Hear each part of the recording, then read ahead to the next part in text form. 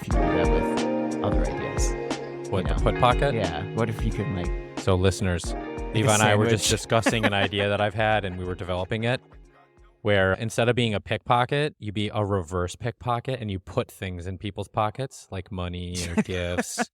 And so we came up with the term for it, and it's called a put pocket. Yeah. Man, you need some high dexterity for that, though. One of my favorite things is always like going like in the mall or going at like a store and then give like free food away. Oh, we've got free cookies or free whatever. It's and you like eating it all? Yeah, this makes your day feel good. Just like a free thing like that. Bo loves going to Sam's Club when they do the samples. Or no, Costco, sorry. Yeah. Huh. They work. We got dumplings there once, and we are like, these are awesome dumplings. We'll buy a whole pack. Yeah, you can't beat Costco with some of those things. But yeah. So anyways, we'll develop the put pocket idea some other time. So today's episode, Levi chose the topic. Yes. This is crazy that I'm talking about this. So we're talking role-playing games, so RPG. Hold on, wait. Can I interrupt you real quick? Yes. Okay. So everyone, those who are just tuning into this season, the theme of this season here on the Grappling Podcast you can't tell. is that we are merging topics, and that's going to be a theme going forward here until we don't want to do it anymore, where we merged a topic like grappling with something else we find interesting. And so this season's been a focus on like games, video games, things like that. And yeah, there's just a lot of really cool connections for different things out there. And we have a new topic each episode. So for those who are just tuning in and this is their first episode, if you want something more just like general and not a collab between two different ideas, go back and check out our first like 54 episodes. Yeah, we got a few. Because we're doing seasons now, baby. And if you have any ideas on any season topics that you would like us to explore, we've got a bit of a basket full of ideas here. But please send them into the Grappling Podcast at... Info at the Grappling Podcast. Thank you. Yes. Info at the grapplingpodcast.com. So yeah, we're doing games because I've seen a lot of rants online with Jiu-Jitsu where a lot of people really are upset these days that Jiu-Jitsu has gone away from its martial art background. Did you ever see that online? People just being like, there's no striking in it. Like I think specifically Gracie's lately, a couple of Gracie's been seeing that where it's not pure anymore. Like now you're just doing it as a sport. But it's a super fun game. And I think we've grown up past the point where it's not just sitting here trying to beat people up or defend ourselves, but just a really fun game we can play. So relating this to other games, people are more popular. Today, we're focusing on one of my favorite games of all time, which is Dungeons and Dragons, which is a tabletop role-playing game, meaning that it's something where you can sit around a table and play with friends.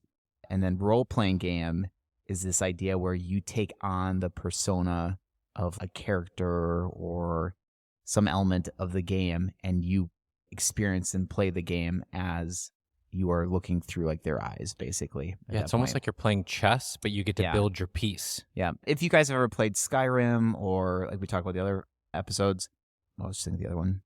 I think Baldur's Gate was a little similar, but I would say Baldur's Gate because it is D&D. You create your own character, right? Yeah. But the beautiful part that I love about Dungeons and Dragons is that if you ever watch a movie or read a book or even play like a video game, like let's say God of War, because Matt enjoys that, you are going through that character's story. Like you are just experiencing that story. It's not like you play the game and somehow, some way it's going to go off in 1,000 different paths. When you play Dungeons and Dragons, though, there's most of the times a core element you are following, but the pathways that you take there is completely on your own.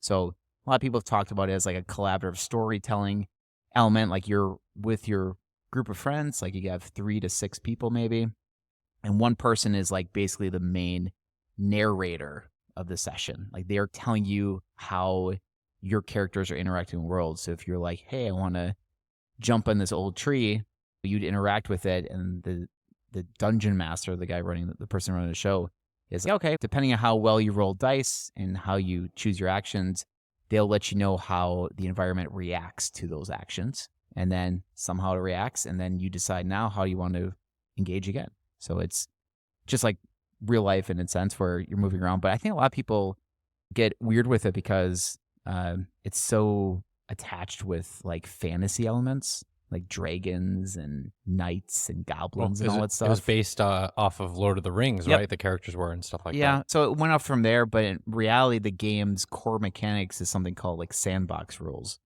where You can spend a world in Star Wars or all these other ones, but the game just has core mechanics where you get to make all the decisions, but depending on the strengths and weaknesses of your individual character, you might have a better chance of doing something or a lesser chance. So for example, if you play a game where you have a big, strong person like a barbarian or something like that, if you're trying to move a boulder, your barbarian's going to get probably better benefits pushing it than someone smaller. Have a higher chance of it. Or if you're someone who's trying to smooth talk a guard into letting you pass, well, a barbarian isn't the most charismatic person.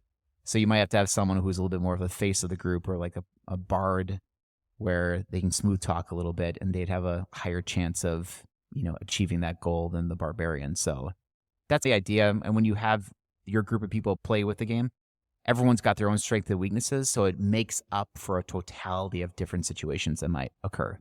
Even though, because a friend of mine said we should all be, what was it?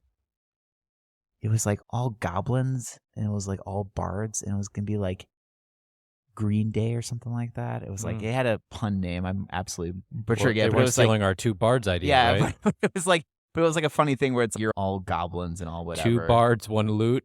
No, that's a weird viral video right there. Wouldn't that be funny? Watch for a new podcast. Yeah.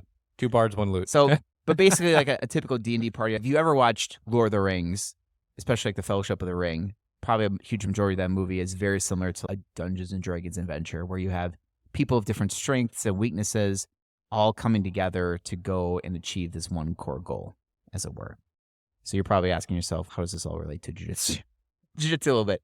First of all, I've been trying to look into Dungeons and Dragons tactics where there are things you can do in the game like grapple. Yeah, I was reading that on that DM card over there. Like you can grapple.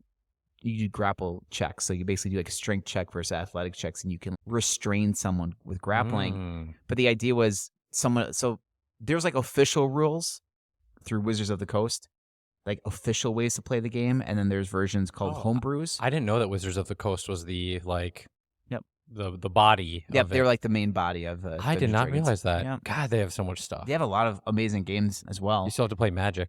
Oh, that's right. That's what I was thinking about getting like Ethan here for talking Magic. Ethan, if you're listening, we should play. He likes to play Commander.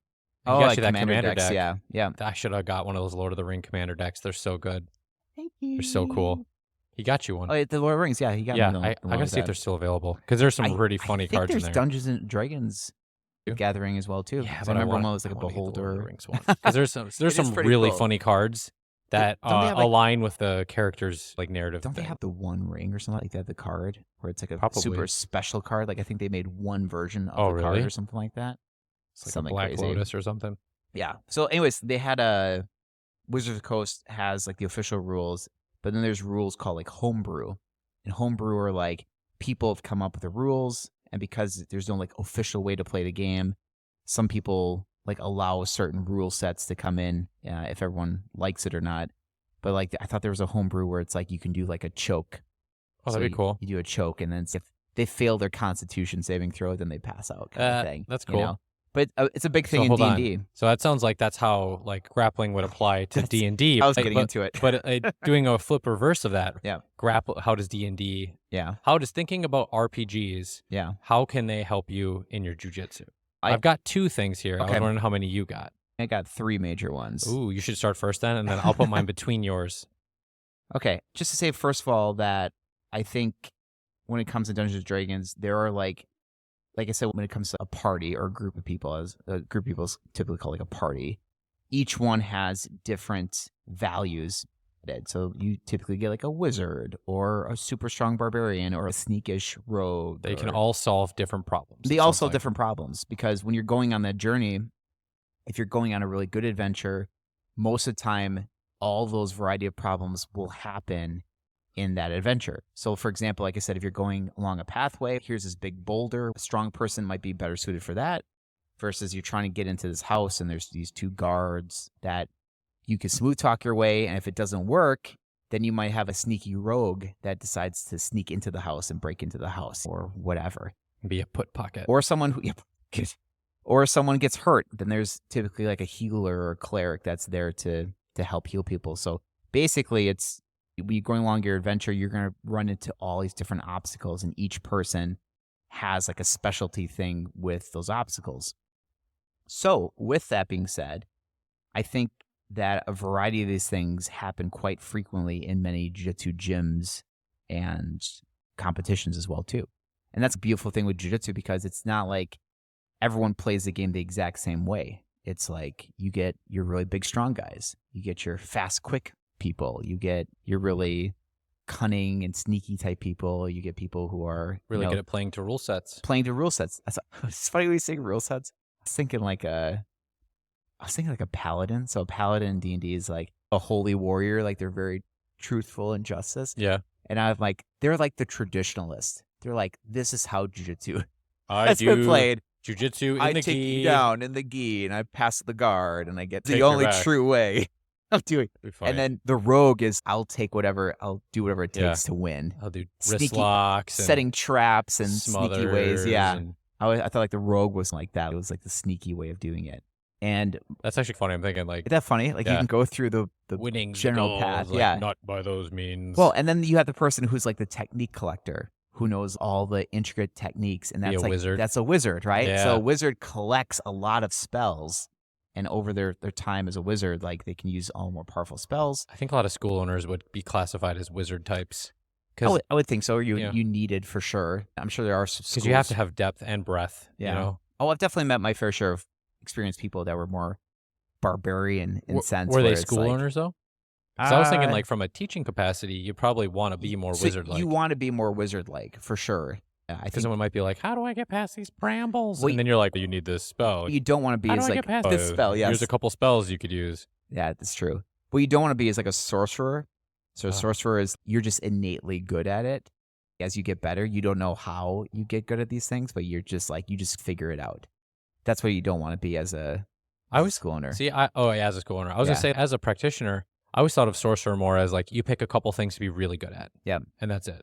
Yeah, so You don't have breadth. You have depth, and that is it. That's a great way of putting Depth it. in a few so things. sorcerer doesn't have a huge variety of tools available. They have a more limited ones, but with their limited options, they can mix it up with their sorcery skills. So you can do it's called meta magic. So you can basically like double a move, or you can create the distance of the move, or you can. I'll admit, I was having do the most fun sneaky. playing a sorcerer. Oh, for sure. In Baldur's Gate. My main run through with Baldur's Gate was with a sorcerer.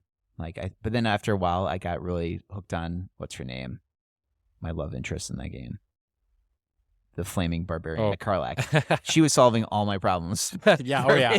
Barbarian Karlak. Just swing, and I was like, oh, amazing, thank you. Yes. So, sorcerer, and then there's a warlock. So warlock is similar with a sorcerer, but they get all their powers from like a being, kind of like they make a pact with some demon or some crazy thing, and they get all their powers from some Comes with other a entity. price. Comes with a price. I don't know. You get it sooner, but I don't know what that would be for jiu-jitsu.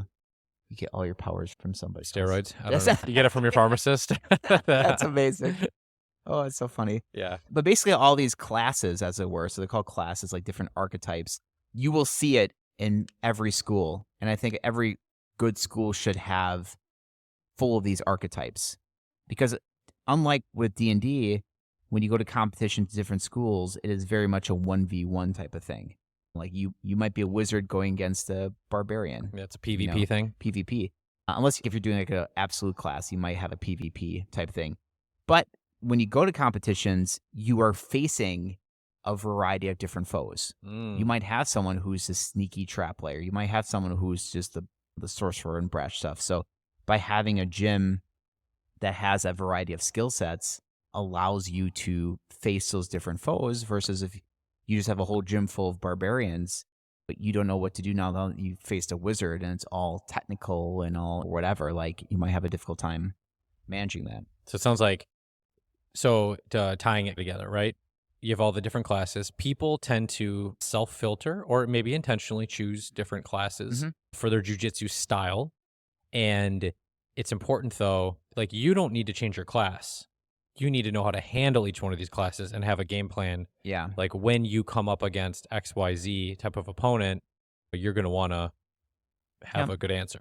And I can go into more detail too after I know you got a subject as well too, but like how people pick their classes or why people tend to lean into these certain classes or I call it archetypes of jiu-jitsu.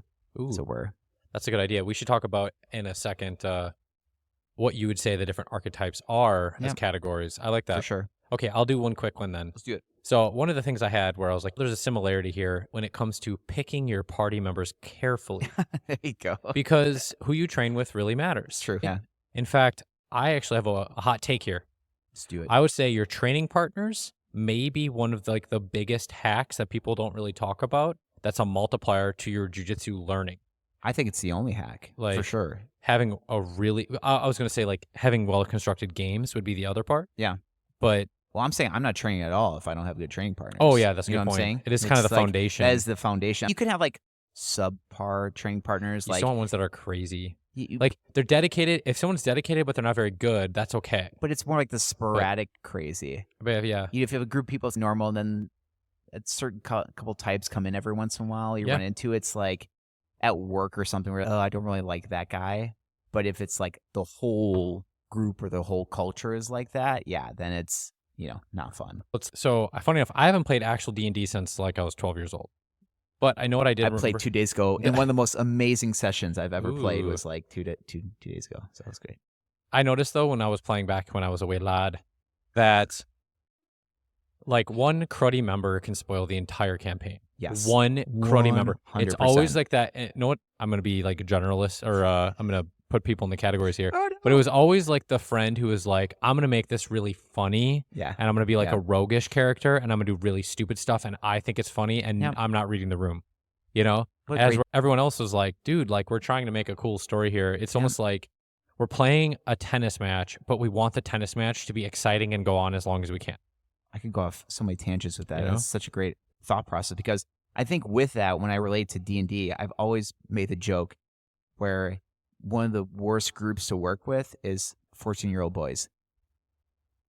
That's funny. Young teenage boys, because I'm not giving any shots.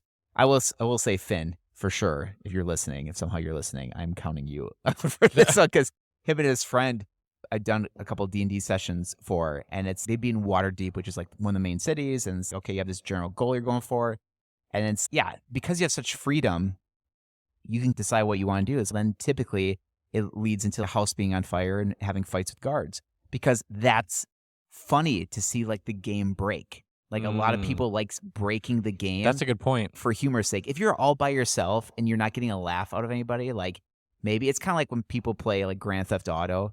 You're not sitting here like obeying the speed limit. You're like getting chased by cops and you're breaking into things. Like it's more fun seeing this structured, organized system. People fall do that apart at and go first. crazy. What's Yeah. funny though, after you've played through Skyrim or like when I played Morrowind, at Yeah. first you go full chaos. Yep. But what's funny, you know what you do after you've done full chaos? Yeah. You start playing it on the go back. rails and you start like driving the speed limit. You know, Yeah. like if you're in Skyrim, you're like, I'm not going to just randomly kill people to get things. Which I don't blame people for enjoying that kind of process. Yeah, there's a but place for it. I think, like you said, having the roguish type thing. So either in D&D games, if it is one, because the problem with that one was that him and his friend were both wanting to do it. Oh, so Like, it's just total chaos. The group itself like wanted to do it. So then That's a little different, so when I I guess. go, okay, if you want like to fight everything and kill everything or whatever, cool. Let's change the setting to where like you're in this place called Underdark or Undermountain where there's no rules, there's no laws. Like you want to kill someone or sneak up on someone, by all means. And they're like, well, that's not fun. Because they're not breaking the rules. You're not breaking rules. Ah, that's funny. And I just like, like You gave them what they wanted. they want structure Or not so they really can wanted. break it at that point. But then over time, I was like, listen, guys, the hard part with D&D is it's not like a video game where everything is just there and you just go through it. What makes D&D fun and skill the person running it is a lot of it is an improv session. Yeah, it's like a performance art. It is performance because you're trying to like adapt with their decisions. So if they do something completely different, you have to adapt on the moment going, how does that environment now change based on their decisions? So let me pull that back to jiu-jitsu. Yep. So when you're doing, because we're talking a lot about D&D, which is awesome, to tie it back to a couple things you said there. One of them is that like talking about how people want to break the game and it's Mhm. not necessarily like the purpose of it. So Mhm. when you're doing jiu-jitsu, you could try to break the game hypothetically by being a bad party member, by being very stinky and never following the drill and stuff like that. Mhm. And you could walk out of class going, hey, no one wanted to roll with me. I must be really good. Yeah. But it's actually, no, everybody here is dedicated and wants to do the thing. We want to have fun doing it. Yep. We're trying to find that cool balance too, because there's also the opposite of where a person takes it too seriously, right? Yep. There's bumpers there with like role-playing games and jiu-jitsu. You got to have a good balance. And just put a pin on the point, right? Like it really comes down to pick your party members carefully. One bad one can spoil the whole campaign. Well, and I was going to say with that, picking that bad one, like in that case with both of them, that they were like the whole party. But the worst, like you said, is having one person like comes to the table. Let's say it's a theoretical thing where it's like, hey guys, I'm going to run this. It's called a one-shot, one-time adventure to run through. And they're like, oh, hey, can my friend like Bob come to play? He's always wanted to play. And like, okay, cool, yeah, whatever. And they come in, but then like I said, they just want to like be the funny guy and do something really weird and stupid. So let's say, for example, we're all going to save this princess. And he wants to be like some barbarian and then go, what's the classic one? It's, I want to buy this sword from him. And it's costs like 10,000 gold pieces. All right, I kill the shopkeeper and I take the sword. Because you're just sitting at the table going like, you're not seeing anything. You're not visualizing. Like, I just kill him and take the sword. Yeah. And then you're like, you kill him. And then all of a sudden people hear the commotion and then there's guards or whatever. So there's like consequences, but people do it to get a laugh. So what I always tell people, it's the same with jiu-jitsu. 14-year-old psychopaths. Yeah, exactly. For jiu-jitsu is I don't really care the level of chaos or not chaos that you guys want, as long as we're all in agreement of what kind of experience you want. Yeah, make sure everybody's goal is the same. So if everyone here wants to be like, I want to create these big explosions and all this crazy chaos, cool. I can create it. If I'm still comfortable in running the game, I will make sure that fits your goals. Or to say, we want this very orderly thing, like we want one of the funny ones is like breaking into a museum and you're stealing some important thing. In that case, you have to be very careful, because if everyone's end goal is to get the thing, we're all working collaboratively for that end goal. But if you have one Mission Impossible style. It is. But if you want one person goes, it'd be funny right now if I just kick this thing over or I punch this thing and create like a whole alarm system going off that ruins that end goal. You wouldn't do that at work to be like, it'd be funny right now if I just shut your laptop off or I just to get a joke. But that's that immaturity thing where it's like you just said with the end point where it's if one person here that is not aligning or wants to be like the joke and wants to do it, it's not like a funny thing. It's like it's their sense of humor. Like, I'm going to break the thing. So it's almost like for your party, you just got to make sure you're all aligned on the same goal. 100%. And this can actually be not in just like someone being a jerk and someone not being a jerk sense too. It could all even be like somebody's goals are a little bit different where someone who comes in, they just want a good sweat on. Yep. They have learning a little bit of techniques. They're cool with it. Or some other person's here because they want to do self-defense things. So they're very focused on doing things that would lead to them being safer in a self-defense scenario. Yep. And then you got people who are like, I'm tournament crazy or something and I want to, do everything as hard as I could, or maybe just like really specific, playing things to rule sets. Yeah. Like, and those three things I just said, none of them are bad or better than the other. They're just really specific.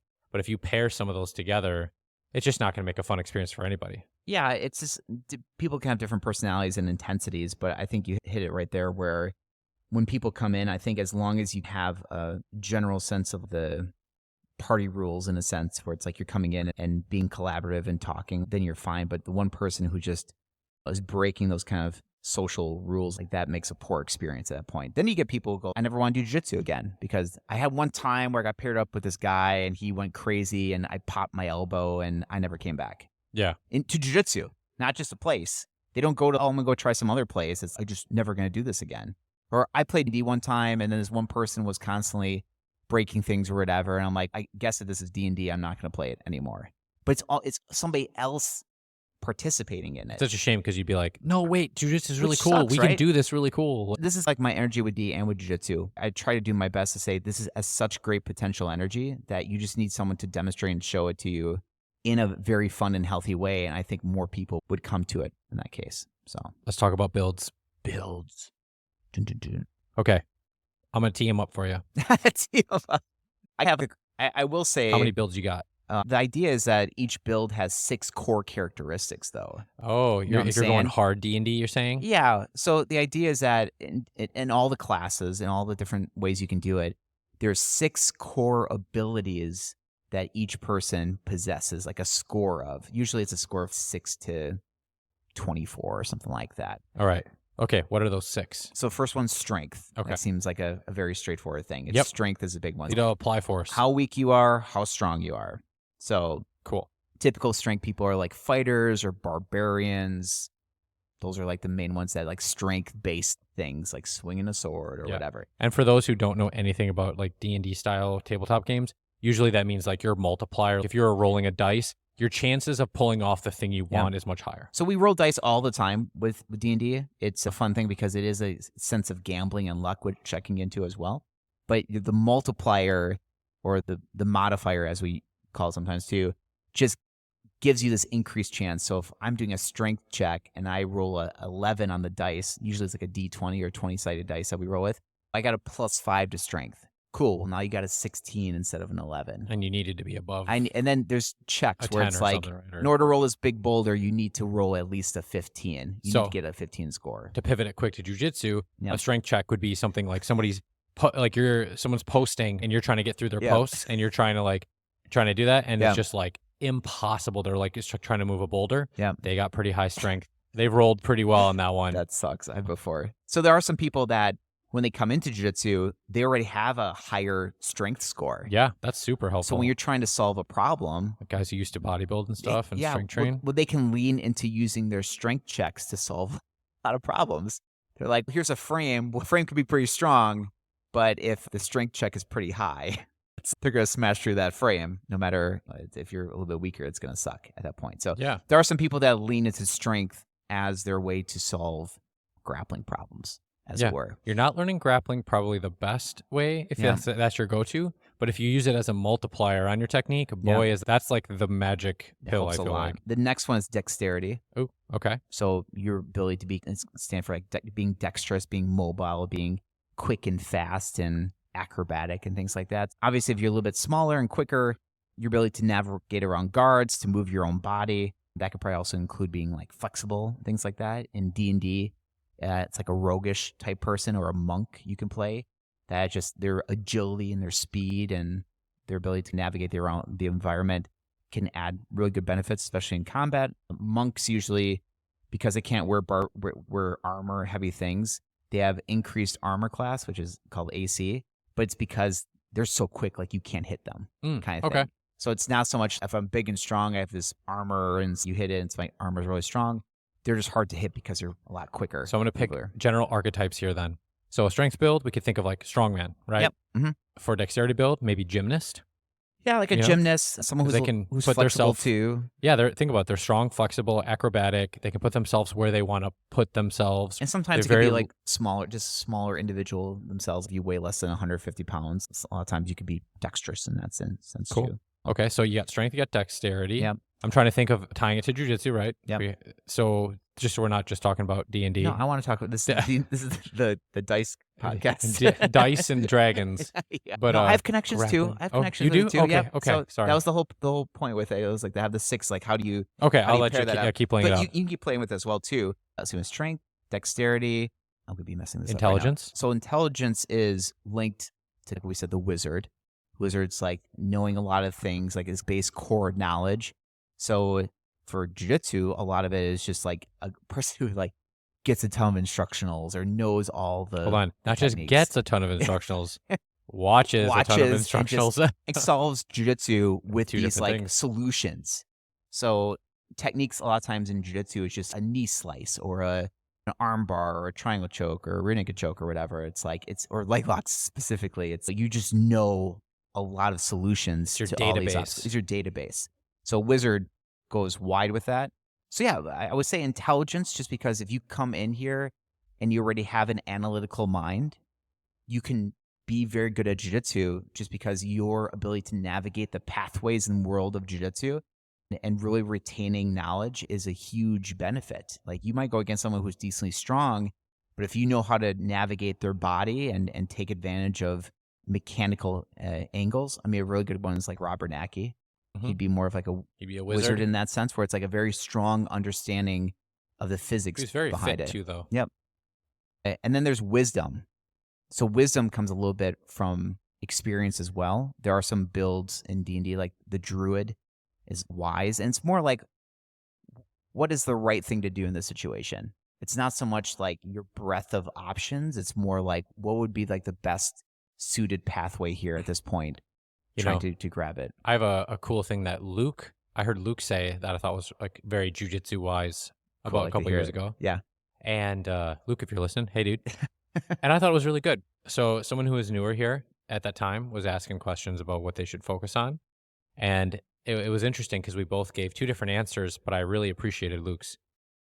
And mine was like, these are based off the analysis that we did because I think we had done it by that Oh, point. yeah, You're like, these are conjecture your stuff. highest percentage submissions. So you Sure. probably want to put a lot of time into that Yeah. because it just seems to have a lot of, like, it goes pretty far. Mhm. And so that was my answer. But then Luke went, hey, just maybe also figure out where are you naturally gravitating towards and then Mhm. develop that. Yeah. And I was like, dude, that is like super wise. I really liked that too because both options both can work. But if you're especially if you're new and you're trying something and you're like, dude, I'm getting Kimuras like everywhere, Mhm. keep going with Kimuras. You Well, know, it's there's a nothing little wrong with that. it's a little bit back with D&D where when you start the game out, most often and not the first thing is, okay, what character do you want to play? What kind of character do you want to play? Mm. So the hard part is sometimes with D&D, people can get really into the math of the characters because characters are all like we were just talking about with numbers and scores.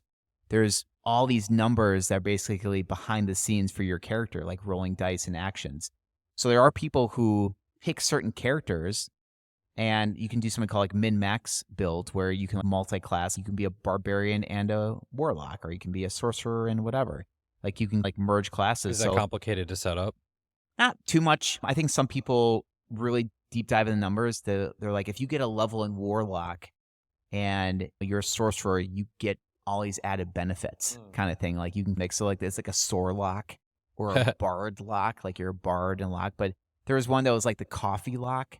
And it was like basically Sounds like a sub. You have the features of a couple things where basically like you never need to long rest anymore. Like it's like Oh, a really? feature, you know, like so That's like pretty cool. But they'll break the game as far as like here's the most efficient way to accomplish this task. And the problem is with most D adventures, they're not set at like when you have levels, because we can get into that too later, I'm sure some different podcasts, but like when you level up your character, like you gain experience and you get better and better, the adventures are appropriately matched for that level. If you like min-max hard right away, you might be overpowered for your level, which That'd is be boring.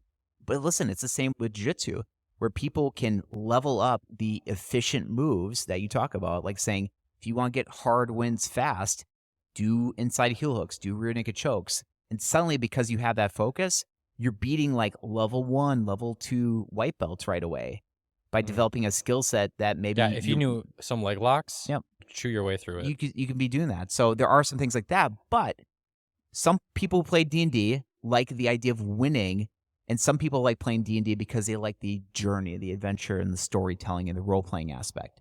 So that's similar with jiu-jitsu, where with both you and Luke giving similar answers. No, we gave different different answers. Yeah, Luke had the really wise one, I thought. But saying like for yourself, going, if you want to win the game, here's these high efficient things. And Luke came at it from, if you want to sit and just enjoy the game in general, like pick things that you lean into. So for example, someone might go, I like this idea of swinging this big sword, or I like this idea of pickpocketing stuff. Cool. Maybe a rogue would be your big thing, or being a barbarian. That seems fun. Or some guy comes to the table and they're very analytical going, I think you'd like playing a wizard. Like, I think that'd be more of like your funner build. Or some people are very, don't want to think too much. Like, I just want a big axe to swing the whole time. So I think coming into the game, when you lean into that, you can pick and choose, as it were. Okay, so we had, so we're on wisdom. So what? Strength, dexterity, intelligence, wisdom, charisma. How does this one apply? So I think a little bit with charisma. So actually, wisdom, coming back to it, can also be raised up as you get more experience. Like you'll find like the more intelligent thing to do, or wise thing to do at the moment. But charisma, a lot, I feel, is more like the deceit element of jiu-jitsu. I like that. You got to sell things. Yeah. So a lot of times in jiu-jitsu, let's say, for example, you're the barbarian, like, I'll just blast through someone's guard and just, rah.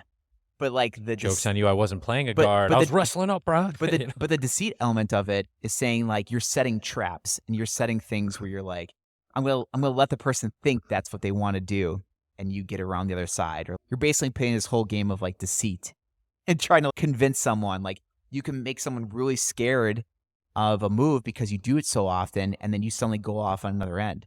So jiu-jitsu is crazy because I think, this is a hot take right here, I think overall, I would say maybe like the midway part of your journey, like purple belts and brown belts a little bit, I think charisma is the stat you want to take the most. Interesting. Because I think you'll get a lot of success in the intermediate phase of jiu-jitsu by creating, like Gordon Danaher talk about all the time, where you create dilemmas. And you create these situations where like now they have to choose and decide what they want to go for, kind of thing. Like you're never knowing what your intention is. Like, but you can go against a black belt and you tap them 3 times and you're like, that seems weird. Like, why am I tapping them all over and over again? Or the next time you roll them, they're completely smashing you. Like you have this very like deceitful archetype of an energy where no one can really tell what you want or you don't want. Versus the easiest people to play are the people who are like having that exact same strategy over and over again. I do the same move. I do the same stuff. Like you can for sure like just bait people into all kinds of things because you know what they're going to do. So to me, like bards are good examples in D&D, or sorcerers a little bit sometimes too, where they're very charismatic. They can talk their way out of so many situations where it's instead of just fighting this one dude, you might try to convince them, say, hey, we're actually not the bad guys here. We're actually trying to help you out in creating the situation. And depending on how well you roll, they might go, oh, you know what? I can see your point. Yeah, let's not fight. So you saved all this time and energy just by talking with them. So the same thing with deceit sometimes in jiu-jitsu. You can just save all this energy by just setting traps and setting things, and the moves will just naturally happen to you instead of trying to force and grab things. Yeah. But you're creating the opening. You're like planting the seed for later. So I was like, yeah, I can see it. But that took me a little while too. I was like, how can charisma work with jiu-jitsu? And then what's the last one? 1, 2. Constitution. Oh, so constitution. So constitution is like your durability. And I say it's not so much of a offensive thing, but the only person I can think about with this is Paul. You are so durable. Paul is, if you're listening, Paul, the highest constitution score. Yeah, he's got the highest one I think I've ever seen. So it has a little bit to do like constitution, he's like made of iron and rubber. Your ability to like just withstand damage and withstand. That's my lowest issues. Stat, baby. That one I've got the low. I gotta roll the 1. That'd be so funny if we could do that with everybody here. Make like, our own scorecard. Make our own scorecard with it. But constitution is like your ability just to withstand, endure. Usually constitution is linked to like your health points. Okay. Like how much you can like withstand damage. Sometimes we make the joke in D&D because D&D you have hit points. So if you get hit over, you get to 0 hit points, you pass out. But then it was like a realistic thing where it's if I slash you with a sword, like 4 points of damage. Yeah, well you're like gushing blood. Yeah. Like how do you just I'm fine. I'm down 4 hit points. So people have made the joke online. It's like endurance points, where it's let's say you have 100 points. And I got you have to have a stamina. Yeah, it's like a stamina thing where it's I got hit with a sword, but I blocked it, but I'm down like 4 points. You know, like it took energy out of you. So by the time you go to 0 hit points, you're like passed out. Like it took out all the energy, so you're passed out. So when you get to 0 hit points in D&D, you're not dead. Okay. You basically pass out, but then you have to do death saving throws, where it's like if someone doesn't wake you within maybe within 30 seconds or like you might die. You're like unconscious, but there's a lot of rules with that, but like you're just basically unconscious. But sometimes constitution, like you're putting a choke on someone or trying to armbar someone or putting pressure into them and they seem like they're not cracking, especially if you feel like you're decently big and strong from that person. Yeah, constitution. That's awesome. But it's not like an offensive thing. Maybe if you do like ice baths. I don't think so. I don't know. I know I am a firm believer that like toughness is like innate. You think it's an innate thing with it? I think so. I think people can increase it a little bit, but I think it's like any other thing that you would have, right? Like people, hold on, let me finish this one. With the mind, people like to think that it's this thing that starts at 0 and everybody can like raise it up a bunch, you know? It's an ego thing for sure. But nobody ever thinks that with the body. Like if you're like, can everybody throw a ball 100 miles an hour? It's like, no. You can't.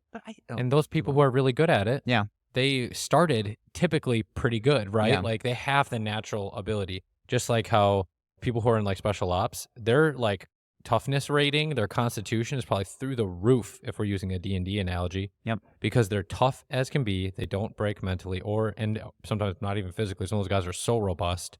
That's like the thing they are searching for. It seems, maybe, I have no clue, but just from what I've heard in some of the training or the selection process, not the training. I think it sucks too because I think with constitution or like your body, like you're saying with genetics, I think the hard part is that imagine someone putting all this work in or their ego isn't up to par or self-confidence and you're telling them like most of that was genetics. Like you've got two parents who are 6'2", 6'3", and D1 players where it's I'm a determinist, so Yeah. I actually would be like, that's the route I usually go But with, I'm so. saying I think there's a lot of ego people who go like, I'm coming in at 4 a.m. every single morning and I am doing all these things. Look how tough I am going through some things like Determinism? just the cards are dealt a little bit like DNA or Yeah. who you have. And as I'm no parents. pro at it here, but from my understanding, and when I heard it, I was like, what? Okay, usually you hear it as the free will doesn't exist, and I'm like, okay, that's a pretty bold statement, Sam Harris. But just like the idea that you don't pick your parents, so you don't pick your genetics, and Yeah. you don't pick your parents, therefore you don't pick your environment. And the two factors that you would say have the biggest like chance of steering somebody's direction in life is their genetics and their environment. Which is hilarious because when you start your D&D character, you roll dice. Really? Yeah. For your environment to figure out like so. Oh yeah. So when you have these 6 things that we were talking about, so you have all these things. When you say I'm going to be a barbarian or I'm going to be whatever, then the very first thing you do is you roll dice that basically give you like 6 numbers. And you get to decide where to put those numbers. Oh. So if I want to So be you a actually barbarian. Now imagine you don't get to choose. That's genetics. Yeah. You just literally roll. Bro, you got a 2 on strength. Sorry. I'm trying to. Oh, you got a 2 in intelligence. Ooh. Yeah. You got a 2 in charisma. Oh, man, this is not going well. That'd be hardcore rules for sure. You know, and like then. you got randomized. Yeah. Imagine if you got randomized scores and then you have. Yeah. I'm saying you pick your character. In the game of life, you don't Yeah. get to choose, though. Yeah. That's the point I was trying to make before. You don't get to choose. So, like, sometimes people get really, like, all my success is my own. And I'm like, I look at some of the little bit of success I've had with, like, my career. A lot of it's happenstance and luck. Yes, I worked really hard to try to optimize that luck. But at the same time, I was given a brain that was, had a predisposition to be good at the thing that I ended up doing a career with. That's why I'm better at it than a lot of people. And, I didn't earn that. But I did get the opportunity to develop it. But that's also because I live in a place that I could do that. And it's kind of how many jiu-jitsu stars are coming out of a really war-torn part of the world. Let's just know there's other things that they're focused on. And especially with D&D, you have your classes, but then they've changed it for the new 2024 rules. But before that was like your race. Yeah. Like you could be an orc or Did they barbarian. You can still be an orc though or something, right? Yeah, but I think they have it's a like different name for it. Species or something like that. That is a better choice of words. Sounds better. I think some of it was like a little bit more appropriate. Anyways, you could because they're like not even human. So a lot of these builds or these classes got paired up with certain species that had certain racial features that boosted something. So if you were a half orc or a half barbarian, you're naturally more have strength. So most people play the game going, well, if I'm a barbarian, I am a half orc barbarian. You're not like I'm an elven barbarian.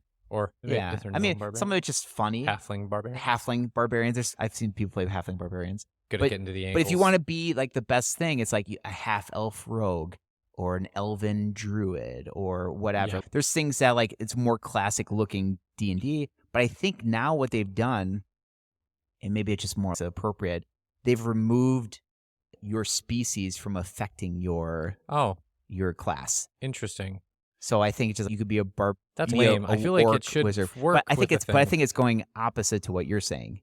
Like you're coming into life with these like backgrounds, and you're just more apt to like. Well, I want to be a barbarian, or sorry, I want to be an orc, half orc that's super smart wizard or something like that. It's could do that, or like it's just a going to take halfling more that's work. a halfling that has a 24 strength. You could, but just like when you look at the two separately. So for example, let's say someone in jiu-jitsu Oh, go for it. We're going deep down the just D&D rabbit hole here. You're going down a determinist. I went quick through it. I know. I talked about it really quick. But, okay, so let's bring it back to builds. Because we could always do a D&D, more D&D I'm stuff. saying there's plenty of articles that people say with jiu-jitsu going, what kind of jiu-jitsu person I want to be. Like, triangles are a good example. What's your jiu-jitsu build? Yeah. But I'm saying like with triangles are a good example. You have leg length. Mm-hmm. You're almost the opposite. You have too long legs for yourself. Yeah, there's one triangle. But like people want to go for me. Or the big thing on YouTube you can look going triangles for big people. Oh, if they're a big fella? Yeah, like I want to do triangles still. And you're like, you can do like a modified version. So if you get it, you'll crush them. But otherwise, typically, I'm stereotyping here, but typically bigger people or stronger people tend to find more success early on with things like kimuras and joint locks because you have a little bit more attribute based to You can create a going against strong lengths. mechanical frame, and you Right. can put a lot of So like horsepower Luke's into a it. great example for that. Luke loves like Kasagatame or Kimuras. Like it's a typical archetype moves for that build. Yeah. You don't have the rogue doing Kimuras. You know what I'm saying? That's the whole thing where it's like, what would a rogue build? Be more sneaky for like wrist locks or weird chokes or weird leg locks or Ooh, whatever. I got a fun game. Yeah. I'm gonna say a jiu-jitsu star, Yeah. and then you're gonna say what their classes. Let's go. Okay, we're gonna do a lightning rounds kind of thing. Oh no. Marcelo Garcia. Rogue. Yeah, like a rogue for sure. Because I think he's just very quick and sneaky and powerful. Like he's not like big and huge. Like he's not a barbarian and blasts through, but I think he's just very nimble and quick on his feet. So he'd be more of a rogue. Craig Jones. Craig Jones, definitely the bard. I would say the bard as well. He's the guy who just messes around but gets through it. And you're like, how is this guy like half taking this seriously and still works his way around? Keenan Cornelius. He'd definitely be more wizardry for sure. I think he's like an elven wizard. I think like he's got this calm presence, maybe more a sorcerer, maybe a little bit. I'm not saying he doesn't know a lot of stuff, but I think he definitely has that air of a little bit more. Eddie Bravo. Eddie Bravo. I'm gonna say it anyways. Scientist. No, Druid for sure. Druid. Oh yeah, Yeah. smoking plants. Yeah, that's true. The Druid, where it's just hey and chill, and we're just gonna. That's a good one. That's quick. a really good one. Druid. Okay, let's see. Gordon Ryan. Oh, for sure. Like I'd say like a fighter for sure. He's not like a Really? You think so? If there's a fighter build, it's kind of your classic thing because barbarian implies that it's just all strength, and a paladin kind of makes him seem like the right and true way. I would say maybe more paladin-ish because his oath is to Danaher. Like he fights for Danaher. Would he be a warlock because he's he draws his power from Danaher? Yeah, but like the fighter is very like analytical, type stuff. I think it's that fits because they're very also efficient, very good at a lot of weapons. Yeah, but I think paladin that's fair. can kind of do a lot of things. I like fighter on that. There one. are like paladin is like the oath breaker paladin where you break your oath and you get a lot more powerful with it. Someone made a funny video about it because the rogue can basically do whatever the heck you want. But as a paladin, you have to like stick to your code of contact. Okay. Like, that's something we don't have to touch anyways. It's not really huge in D&D, but it's like your alignment. Some people are chaotic, some people are lawful. But like the rogue can do whatever they want. I was like, you're a paladin. You wouldn't do that, would you? Next one. Andre Gloval. For sure, like a barbarian. You think so? For sure. Like a barbarian monk. Levi Jones Larry. Sorcerer for sure. I think he has a very refined skill set and he's really good at manipulating and taking what he wants. So I think a sorcerer. I'm trying to think. Rutolo brothers. Oh, they're like, I'd say they're rogues for sure. Would you say Tackets are the same?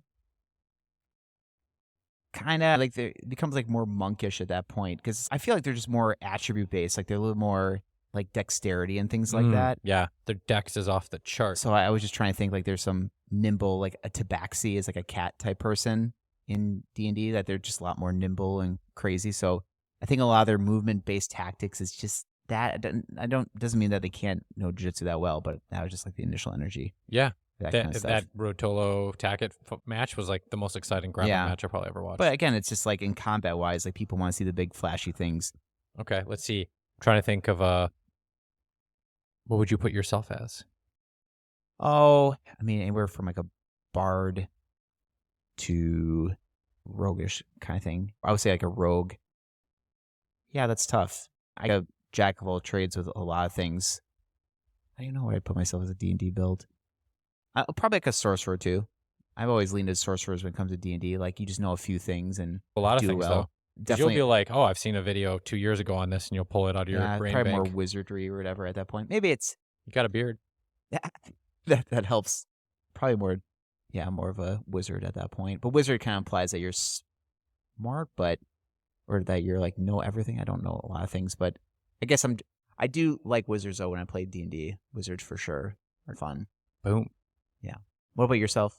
Oh God, I haven't played a ton of D&D, so it's a little hard. I'd probably say sorcerer because I actually don't know like a ton of stuff, and I don't want to. Yeah. Just because of my limited training time, I'd rather just know a couple things extremely deep. Yeah. And I just roll with that, and I'd rather know how to knee cut like from 90% of the spots I'll find myself. I think it's fascinating though because with D&D, it can almost get divided into magic or like a magic or a physical attribute. Yeah.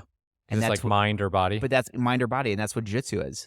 You gotta have both if you want to be the best, probably. Well, but then because of things like you got someone who's a 145-pound black belt who's very smart and can manipulate someone who's 50 pounds heavier than them, even though they are a strong person. That happens in the gi a lot more too. Like Oh, you for can have sure. some You manipulate straight some people. super wizard powers in the gi. Fiona Davies and Mighty Mouse were both saying that. Like they said, attributes play less of a factor in the gi because you can't just slide out of things. Like you have to be very technical with how you move things. So I can see that minimizing a physical attribute versus I think with no gi, you can, figure your way out a couple situations if you're a little bit bigger and stronger. But that's what I'm saying. But when you get over time, you should have an even build. Unfortunately, in D&D, you only have so many resources as you get more experience, especially when you're with different party members, you have to lean into your strengths a little bit. Yeah. You can't be like, if this is a one-person D&D thing, maybe. But we talked about that with Skyrim. Like, you could just lean into something. One thing. Yeah. Like an archer or something like that. And you could just be like, cool, everyone stays away from me. But the hard part with Skyrim is that it is still combat-based. Yeah. You like can't really... With D&D, it's like you have to interact with people. You have to sneak into things. You have to I don't know. But I guess Skyrim's got a little bit with that, some of that stuff too. So we should probably tie that back to jiu-jitsu. Yeah. With what element? I guess actually we're coming up on an hour here. Wow. So, and we actually got class here starting in a little bit. Woohoo. Got to warm up. So anyways, I think that was pretty cool. We talked a lot about how RPGs, how jiu-jitsu applies to RPGs is really the direction we really went on that one. But hopefully you guys walked away knowing a little bit about them, and maybe you want to try that or try one. We're assuming you do jiu-jitsu already if you're listening to this podcast. No, if you do jiu-jitsu, I think Think about your build. I bet enough people who love the gaming elements, like things like with D and stuff as well too. But if you start, don't be afraid. Matt was saying about him and Luke. There are some very technical ways to play the game, same with D&D, but there's also some very fun ways that you can feel more inclined to explore. Like, it's totally fine. And sometimes leaning into that build, you can be very good at competitions, like just finding what works best for you. And just like a good D&D party, having a school full of people that all have those different experiences and having a fun, healthy gaming environment just makes all the difference. Solid. So, folks, figure out what your build is. And then put some time into it, develop it. You can always switch builds later in life. You probably have to. I was going to say that I think there are some weird things with luck that happens with D&D too. And I think sometimes that happens with jiu-jitsu. Like, for sure. Having a match with someone where they just somehow are leveled up with a certain thing, or you're feeling sick today or feeling whatever. Like, it just ebbs and flows. But the good jiu-jitsu player, a good D player knows how to roll with punches. Yeah. Have your good days. Of bad luck. You have your bad campaigns. Yeah. You have your good rolls. You have your bad rolls. It's just part of playing the game. You just got to keep showing up. All right, folks. So actually, Levi, where can people find us? The Grappling Podcast. And what social media platforms? Facebook. We need to shill better. We shill better. We should do TikTok or something. Yeah, we should. Do the TikTok. Matt was... What were you just talking about? We have listeners from a whole bunch of different countries too. Yeah, by the way, we have some listeners from, let's see, I might even have it up here if I can't find it in 5 seconds. I think here we go. One of them was from the moon, I think. Yeah, we got the moon, we got Saturn. I don't know if these metrics are valid, but yeah. Japan, Hong Kong, Canada, Austria, China, Australia, and then the bulk of it's in the United States. But to our international listeners, hello. Hello. Hello. If you ever find yourself in Wisconsin for some reason. Come look us up. Okay. All right. Hey, folks. Have a good one. You too. Grapple safe. Safe and roll initiative. Yeah. That did not work. Roll too. Look at it. Roll initiative was good. We got to roll. Yeah, that's why I thought I'd cross over. Watch out for gear seals. Later, everybody.